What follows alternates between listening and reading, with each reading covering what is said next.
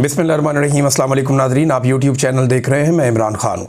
Nadreen, सबसे पहले engineer Mohammad Ali Mirza साहब, और जो मुझे बज़ाहिर नज़र आया, इंजीनियर साहब ख़ुद को मुतनाज़ बना रहे हैं। यानी उन्होंने अब शाहज़ेब खानज़ादा साहब को एक इंटरव्यू दिया, इससे पहले उन्होंने इरशाद भट्टी साहब को एक इंटरव्यू दिया, इसके बीच में भी वो इंटरव्यूज़ देते रहे और वो ज़्यादातर सियासी बातें कर रहे हैं। यानी वो सियासी शख्सियात के ऊपर, अस्करी शख्सियात के ऊपर, वो इनके ऊपर बातें कर रहे हैं। देखें, हर आदमी को हर बात करने का हक़ है। पाकिस्तान में डेमोक्रेसी है और सबको बात करनी चाहिए। मैंने अपने आप को रोक के रखा कि इंजीनियर साहब अभी एक कैद काट के आए हैं और एक मुश्किल वक्त से गुजरे, तो कोई कमेंट ना किया जाए। लेकिन बहरहाल इंजीनियर साहब ने मजबूर किया, क्योंकि ख़बरें उनकी तरफ से आ रही हैं, तो फिर उनके ऊपर तबसरा भी करना पड़ेगा और हक़ाइक़ को भी देखना पड़ेगा। लेकिन जो उनके इंटरव्यू में टॉक ऑफ द टाउन है, वो दो चीज़ें हैं। नंबर एक तो वो इमरान खान साहब के हवाले से बात करते हैं, क्योंकि उन्हें ये शरफ़ हासिल हुआ कि वो इमरान खान के बिल्कुल करीबी किसी बैरक के अंदर मौजूद थे, जबकि समा की खबर है, उनके जर्नलिस्ट ये दावा करते नहीं, वो बहुत दूर थे। लेकिन चलें, मान लेते हैं इंजीनियर साहब अगर ये बात ठीक कर रहे हैं। और दूसरा, वो जो तौहीन मज़हब के कानून के गलत इस्तेमाल के ख़िलाफ़ भी वो आवाज़ उठा रहे हैं कि जो तौहीन मज़हब का कानून है 295C, उसके ऊपर भी इंजीनियर साहब आवाज़ उठा रहे हैं कि उसका इस्तेमाल गलत भी किया गया और ज़्यादती भी लोगों के साथ हो रही है, और जो पकड़ा जाता है वो फिर छूटता नहीं है। वो इस किस्म की बातें भी कर रहे हैं। अब जो इमरान खान साहब के हवाले से उनके दावे हैं, यही टॉक ऑफ द टाउन है। पहले एक इंटरव्यू पे उन्होंने ये कहा था कि इमरान खान साहब सिर्फ वहाँ पे जेल में जब तक कैद थे वो क्रिकेट पे बातें करते थे। यानी वो ज़्यादा क्रिकेट पे ही बातें करते थे, क्रिकेट पे ही बात करते थे। इमरान खान साहब बाकी बात नहीं करते थे। पहले उन्होंने ये दावा किया था। लेकिन अब एक और इंटरव्यू में उन्होंने ये कहा कि वो मज़ीद बातें हैं जो वो करते थे, वो मैं बताना नहीं चाहता। फिर उन्होंने, अब मुझे ऐसा लगता है कि आइंदा मिर्ज़ा साहब आहिस्ता आहिस्ता वो बातें बताएंगे। यानी जो बातें उनको बतानी होगी वो बातें वो बताएंगे आने वाले दिनों में। मिर्ज़ा साहब पहले उन्होंने कहा सिर्फ क्रिकेट पे बातें करते थे, अपने वहाँ पे जो था वो मुशक्क़त थी उसके साथ। अब वो ये कह रहे नहीं, वो और बातें भी करते थे, मैं नहीं बताना चाहता। तो एक तो मेंबर पे बैठ के वहाँ पे वो आप इंटरव्यूज़ देते हैं और आप बातचीत करते हैं, तो ख्याल रखना चाहिए जो स्टेटमेंट एक दफ़ा दें वही स्टेटमेंट दूसरी दफ़ा भी होनी चाहिए। और ये भी उन्होंने कहा कि मैं बताना नहीं चाहता कि वो एक्चुअली बैरक किस जगह पे, तो सिक्योरिटी कंप्रोमाइज़ हो जाएगी।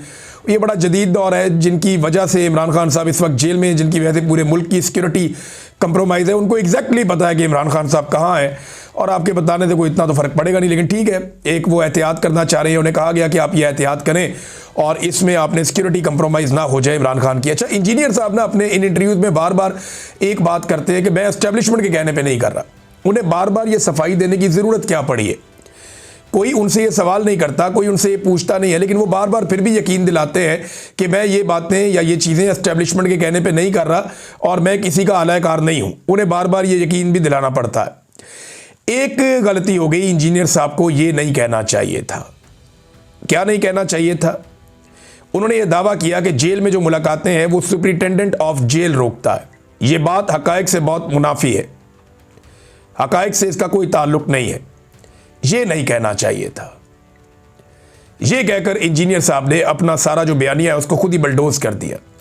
चंद चीज़ें और भी हैं जो उन्होंने कही, लेकिन यहाँ पे देखें ना, ऐसे वक्त में इमरान खान साहब की मुलाकातें होती रही हैं जो मुलाकातों का वक्त ही नहीं है, और जेलर भी उस वक्त के अंदर ये नहीं कर सकता, तो फिर कौन करवाता रहा वो मुलाकातें? सुबह सुबह अडियाला जेल खोल दी जाती है और इमरान खान साहब की मुलाकातें करवाई जाती। और इमरान खान साहब कहते हैं कि जेल के अंदर, देखें, 2 साल से एक आदमी जेल में, 2.25 साल हो गए। उस बंदे के पास ज़्यादा इन्फॉर्मेशन है या जो बंदा 3 महीने गुजार के आया उसके पास ज़्यादा इन्फॉर्मेशन है? ये तो ऐसा लगता है इंजीनियर साहब कोई जेल के अंदर मुखबरी करने या कोई मालूमात इकट्ठी करने या इमरान खान की रिपोर्टिंग करने के लिए गए थे, और कोई वजह नहीं है। फिर इंजीनियर साहब ने कहा कि मुल्क के बाहर लोग हैं, वो ये कहते हैं इमरान खान को एक कमरे के अंदर बंद कर दिया गया। देखिए, ये जो बात है ना, कमरे के अंदर बंद कर दिया गया, ये मुल्क से बाहर जो लोग मौजूद हैं उनको ख्वाब तो नहीं आना था। ये इमरान खान साहब ने खुद ये बताया था कि उन्हें कई दिन तक उनके अपने सेल के अंदर बंद किया गया, और सेल के बाहर जो ओपन एरिया है वहां पे वॉक करने के लिए भी नहीं छोड़ा गया। ये इमरान खान साहब ने खुद कहा था, सहाफ़ियों के साथ, अपने खानदान वालों को उन्होंने ये बताया। तो इसकी नफ़ी पाकिस्तान से बाहर बैठे हुए लोग या पाकिस्तान के अंदर बैठे हुए लोग कैसे कर सकते हैं? और पिछले साल इमरान खान साहब को जब बिल्कुल एक कमरे के अंदर बंद करके सेल के अंदर बंद कर दिया गया था और उन्हें बाहर नहीं निकलने दिया गया था, तो ये इमरान खान साहब का दावा था। उस वक्त तो इंजीनियर मोहम्मद अली मिर्ज़ा जेल में भी नहीं थे। तो जिस वक्त आप जेल में ही नहीं थे उस वक्त की बातें आप कैसे कह सकते हैं? फिर इंजीनियर साहब ने पहले एक दावा किया था कि 4 नवंबर के बाद मैंने कभी इमरान खान साहब की आवाज़ नहीं सुनी। ये उनका दावा था कि 4 नवंबर तक इमरान खान साहब की आवाज़ें आती थी, उसके बाद मैंने आवाज़ें नहीं सुनी। फिर इमरान खान साहब के जो इंतहाई सख्त ट्वीट्स आए, देखिए इंजीनियर साहब पकड़े गए थे गालिबन ये अक्टूबर में, ये उस टाइम पे अक्टूबर या सितंबर में पकड़े गए थे कहीं। तो ये नए नए गए हुए थे जब इमरान खान साहब का इन्होंने कहा कुछ अरसे के बाद हमें उनकी आवाज़ आना बंद हो गई। 4 नवंबर का उन्होंने लफ्ज़ बोला था और उन्होंने कहा जी ट्वीट्स जिन दिनों में ये आरती और मुतनाज़ मामलात हो रहे थे उन दिनों में इमरान खान साहब बहुत ऊंची ऊंची बोल रहे थे, बड़े फ्रस्ट्रेट थे। ये बातें उन्होंने दावा किया।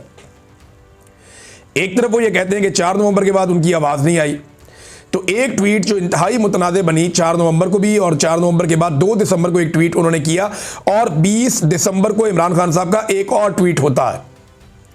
4 नवंबर, 2 दिसंबर और 20 दिसंबर, यहां इमरान खान साहब के 3 ट्वीट्स हैं। अब ये 3 ट्वीट्स ही हैं जो ज़्यादा बहुत वायरल हुए और जिनके ऊपर बहुत शोर मचा। अब इंजीनियर साहब ने पहले स्टेटमेंट दिया कि मैंने 4 नवंबर के बाद इमरान खान साहब की आवाज़ नहीं सुनी। उसके बाद स्टेटमेंट दिया नहीं जी, बहुत रोला पड़ गया, बड़ा शोर मच गया। फिर एक और बात उन्होंने कही कि मैंने जब पूछा कि इमरान खान साहब की आवाज़ क्यों नहीं आ रही, तो मुझे बताया गया कि वो इसी जगह मौजूद है, लेकिन वो पर्दे वाले कोने में बैठना शुरू हो गए, शायद वहाँ पर वो धूप सेकते हैं। ये इंजीनियर साहब ने क्लेम किया। तो मैं आपको ये बता देता हूँ नाज़रीन, ये कोई 5 मरले की जगह होती होगी टोटल, शायद उतनी भी नहीं होगी। यानी एक आदमी यहाँ से मैं हल्की सी आवाज़ से बात करूँ ना तो 10 मरले 15 मरले तक आवाज़ जानी चाहिए, 20 मरले तक आवाज़ जानी चाहिए। भाई जो आवाज़ आपको एक आदमी के यानी 15-20 कदम का ये टोटल एरिया है, अगर एक आदमी ऊंची ऊंची बोल रहा है, यहाँ पे खड़ा उसकी आपको आवाज़ आ रही है, तो वो 10 कदम उधर जाएगा तो फिर भी आपको उसकी आवाज़ आएगी। 3 फुट का एक कदम होता है और इमरान खान का कदम तो 3.5 फुट का है। वो तो इमरान खान साहब तो लंबे लंबे डग भर के चलते हैं, तो वो इमरान खान साहब अगर वहां खड़े होकर ऊंची बोल रहे हैं तब भी आवाज़ आनी चाहिए थी। लेकिन पहले इन्होंने कहा कि आवाज़ नहीं आ रही थी, फिर इन्होंने कहा जी उन्होंने लोकेशन बदल दी थी, हालांकि लोकेशन बदलने के बावजूद आवाज़ आनी चाहिए थी। फिर उन्होंने कहा नहीं जी मुझे आवाज़ भी आ रही थी बाद में। अब कह रहे हैं कुछ ऐसी बातें जो मैं बताना नहीं चाहता, लेकिन मैं आपको ये बता दूं कि अगर तो ये मामला वही है जो हमें लग रहा है, तो फिर इंजीनियर साहब को ये बातें उनको फर्दर आपको पता चलेगा वो और क्या क्या कहते हैं। पाकिस्तान तहरीक इंसाफ इस पर बिलीव करने को तैयार नहीं है। अच्छा, दोनों तरफ इंजीनियर साहब बैलेंस करने की भी कोशिश करते हैं। नहीं जेल बहुत मुश्किल होती है, लेकिन नहीं जी इमरान खान साहब इतनी मुश्किल में नहीं है। नहीं जी जेल के अंदर तकालीफ बहुत होती हैं। नहीं जी इमरान खान साहब को देसी घी मिलता है। नहीं जी इमरान खान साहब को कभी अंदर बंद नहीं किया गया। वो अब सारी ऐसा लगता है उन्होंने जेल ही इमरान खान पर रख के काटी है। मिर्ज़ा साहब देखें, एक बात है कि मुश्किलात आ जाती हैं ज़िंदगी में, आपके ऊपर मुश्किलात हुई। पाकिस्तान तहरीक इंसाफ के लोग सारी मुखालफतें और सारे इख्तलाफात भूल कर आपके साथ खड़े हुए कि नहीं इस बंदे के साथ ज़्यादती नहीं होनी चाहिए। पाकिस्तान तहरीक इंसाफ के लोग तहरीक लब्बैक के साथ भी खड़े हुए कि नहीं इनके साथ ज़्यादती नहीं होनी चाहिए। खादम रिजवी के बेटों का पाकिस्तान तहरीक इंसाफ ने आवाज़ उठाई और तहरीक लब्बैक से ज़्यादा आवाज़ उठाई कि जबरी तौर पर लापता नहीं किया जाना चाहिए। लेकिन बंदे को मुश्किल एक दफ़ा नहीं आती, बार बार आ जाती है। ये जो लोग आज इक़्तिदार में, हो सकता है कल आपके साथ ना हो या इक़्तिदार में ना हो, और आपके ऊपर अगर कभी दोबारा मुश्किल आई तो आप लोगों को ये सबक दे रहे हैं कि वो आइंदा आपके लिए खड़े हों या ना हो। खबरें नाज़रीन मेरे पास बहुत सारी हैं, इस हवाले से हैं, कुछ और चीज़ों में यूएई को पाकिस्तान ने क्या कुछ दे दिया, वो इतना सारा कुछ पाकिस्तान ने यूएई को दे दिया कि आप सुनेंगे तो आप सर पकड़ के बैठ जाएंगे। ये खबरें आपको नेक्स्ट वीलॉग में देता हूँ। अब तक के लिए इतने, अपना ख्याल रखिएगा, अपने इस चैनल का भी। अल्लाह हाफ़िज़।